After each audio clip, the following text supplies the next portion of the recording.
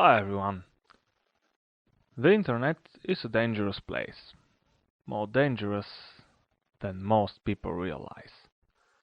Many technicians know that it is possible to wire and modify the data, but very few of them realize how easy that is. If the application does not protect data properly, when it is transmitted to insecure networks, this application is a security issue that will sooner or later emerge to bigger problem. Secure socket layer and its transport layer security successor can be used to secure applications when they need to communicate over a network. OpenSSL is an open source library that implements both SSL and TLS protocols and is the most fully developed, freely available implementation of these protocols. OpenSSL has all the necessary capabilities and is multi-layered and also works both under Linux and Windows. It can be used with command line,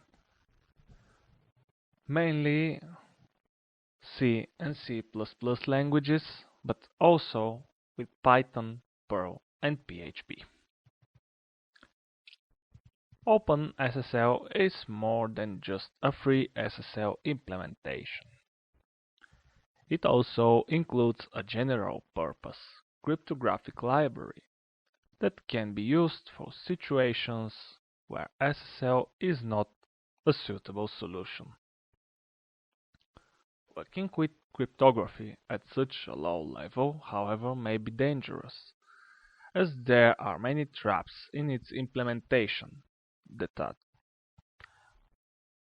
few developers aware of. Additionally, OpenSSL offers some high-level support for the SMIME email standard. In today's networking world, many applications need security, and cryptography is one of the main tools to provide them. OpenSSL is a cryptographic library providing implementation of some of the most significant encryption algorithms, including triple-DES, AES and RSA, as well as message digest algorithms and message authentication codes, through which the recipient has the opportunity to verify that the data that has received is not replaced. The use of cryptographic algorithms in a secure and reliable way is more difficult than most people realize. So now let's talk about the SSL. The secure socket layer is a set standard for secure HTTP transactions. SSL provides a mechanism for performing up to 128 bits of encryption on all transactions between the client and the server. By using server certificates, it enables the client to verify that the server belongs to a trusted organization. It also enables the server to verify the identity of the client using client certificates. Each of the elements, like encryption, identity of the server, and the identity of the client, are negotiated during the so-called handshake that occurs when the client first requests a resource from the HTTPS server. The important thing here is that both the client and the server present a list of requirements and preferences for the connection settings between them. An SSL connection is established only if a common set of requirements is found and agreed upon. The SSL protocol uses a combination of symmetric encryption and public key. Symmetric encryption is much faster than public key encryption. Anyway, encryption with public key provides better authentication techniques. Each SSL session starts with the exchange of messages called SSL handshake. The handshake allows the server to authenticate using public key techniques, after which the client and the server collaborate to create symmetric keys that are used for fast encryption, decryption, and intrusion detection while the session lasts. As an extra option, the handshake allows the client to authenticate to the server. The steps during the SSL handshake are as follows. The first step: the client sends to the server the SSL client version number, the cipher settings, the session-specific data, and other information needed by the server to communicate with the client through SSL. On the second step, server sends client the SSL version number, cipher settings, session-specific data, and other information needed for the client to communicate with the SSL server. The server also sends int auth certificate, and if the client has requested a server resource that requires client authentication, the server sends a client certificate request. On the third step, the client uses the information provided by the server to authenticate the server.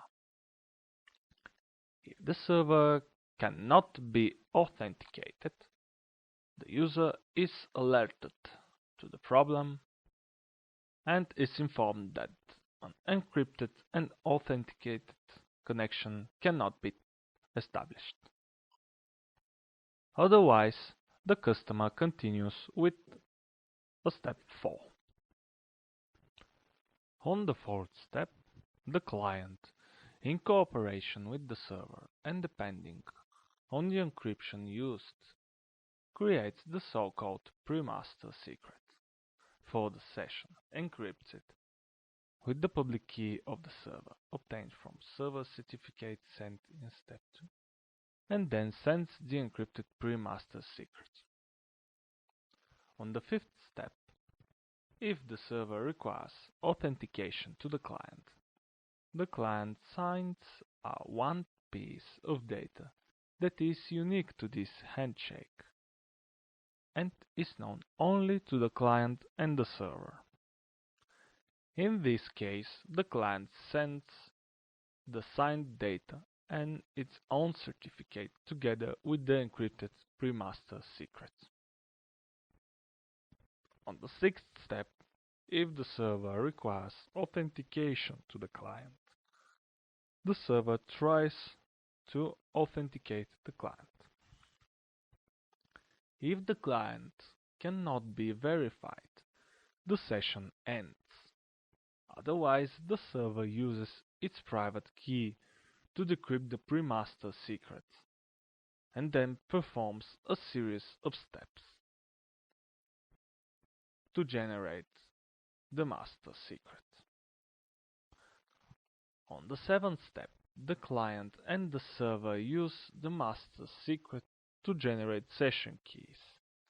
Those are symmetric keys that are used to encrypt, decrypt, and verify data integrity during SSL session. On the next step, the client sends a message to the server informing it that the future messages sent by the client will be encrypted with the session key. Then it sends a separate encrypted message indicating that the client part of the handshake is finished.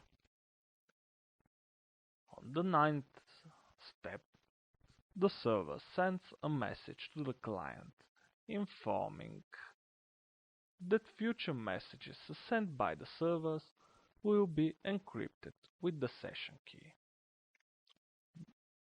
Then it sends separately encrypted message indicating that the server side of the handshake is finished. On the last step, at any time, due to a variety of reasons, either automatically or because of user interference, both sides of the communication can rebuild the terms of the connection. Then the process repeats. Okay, now let's see what is TLS. This is a standard closely related to SSL version 3 and is sometimes referred to as SSL 3.1. TLS replaces SSL version 2 and should be used with new developments. The TLS protocol handshake is responsible for the authentication and exchange of keys needed to establish or restore a secure session. When a secure session is established, the handshake protocol takes care of the following. First, negotiating the key ciphers. Here the client and the server makes a contact to select the set of ciphers that will be used while exchanging messages. Next, in the TLS, the server proves its identity to client. It may also be needed the client to prove their identity to the server. The public key infrastructure and the use of a public and private key pair are the basis of authentication.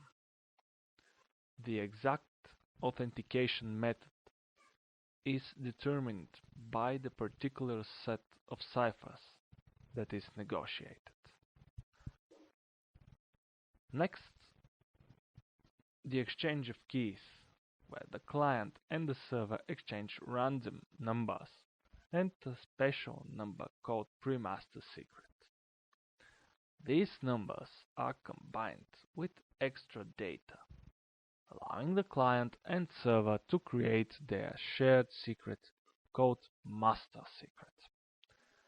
The master secret is used by the client and server to generate write MAC secret, which is the session key used for hashing, as well as the generation of the write key, which is the session key used for encryption.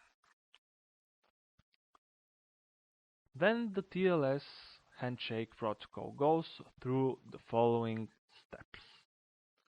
The first step, the client sends a client hello message to the server along with a random value and the cipher set it supports. On the second step, the server responds by sending the server hello message to the client along with the random server value. On the third step, the server sends the client a certificate of authentication and also can ask the customer to authenticate. Then the server sends the message server hello done. On the fourth step, If the server has requested a certificate from the client sends it. On the next step, the client creates a random prim master secret, encrypts it with the public key from the server certificate, and sends it to the server in the so-called client key message exchange. On the sixth step, the server receives the pre-master secret. Based on the pre-master secret, both the server and the client generate master secret and session keys. On the seventh step, the client notifies the server with the warning change cipher spec, indicating that the customer is starting to use the new session keys for hashing messages and encrypting them. After that, the client sends the message client finished. On the last step, the server receives the change cipher spec and switches the security status to the level of the symmetric encryption record using the session key. Server sends the message server finished.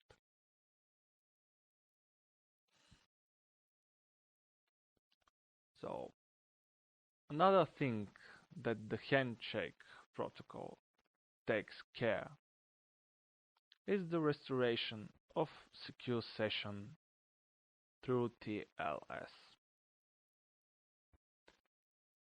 So first, the client sends a client hello message using session ID of the session the client is trying to restore. Then the browser checks its session cache for a session with matching session ID. If this is found and the server is able to restore the session, the server sends a server hello message with this session ID. If no session ID is found, the server generates a new session ID and the TLS client and server perform full handshake. The client and the server exchange change cipher spec messages as well as the client and server finished messages. This is for today's video. I hope you enjoyed it. Thanks for watching and goodbye.